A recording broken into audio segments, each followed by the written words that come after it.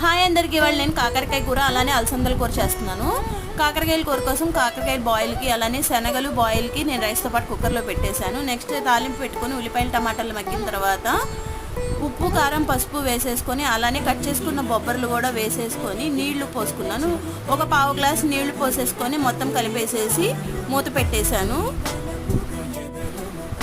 Cooker pressure పోయిన తర్వాత కాకరకాయలు చల్లడానికి పక్కన పెట్టేశాను. రైస్ కూడా మంచిగా ఉడికిపోయింది.